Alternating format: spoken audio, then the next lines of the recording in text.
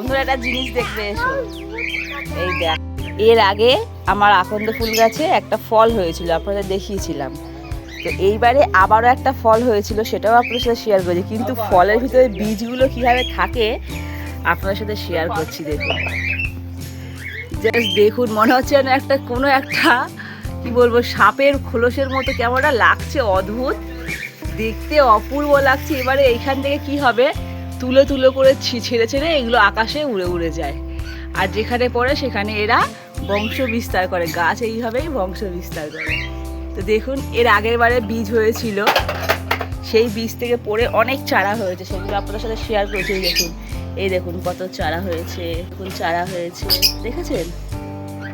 এই দেখুন চারা হয়েছে কতগুলো, এই একটা চারা হয়েছে, দেখছেন? এই একটা চারা। চলুন বীজটাকে কেটে আপনাদের দেখাচ্ছি বীজগুলো কেমন সারি সারিভাবে থাকে, আর তার ভিতরে কি সুন্দর তুলো থাকে আপনাদের আমি সামনাসামনি দেখাচ্ছি। চলুন।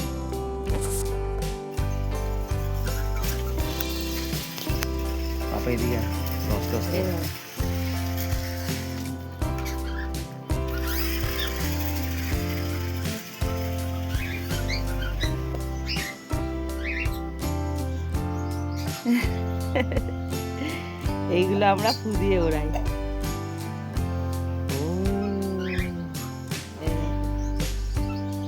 চলুন তাহলে এই বীজগুলো চারিদিকে ছড়িয়ে দেওয়া যাক। যেহেতু সামনেই বর্ষাকাল, বর্ষা জল পেলেই কিন্তু এই বীজ থেকে 100% চারা গাছ হবে।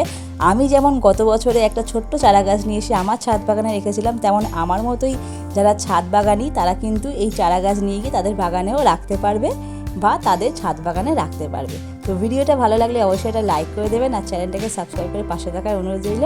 আজ এই পর্যন্তই, দেখা হচ্ছে অন্য কোনো ভিডিওতে।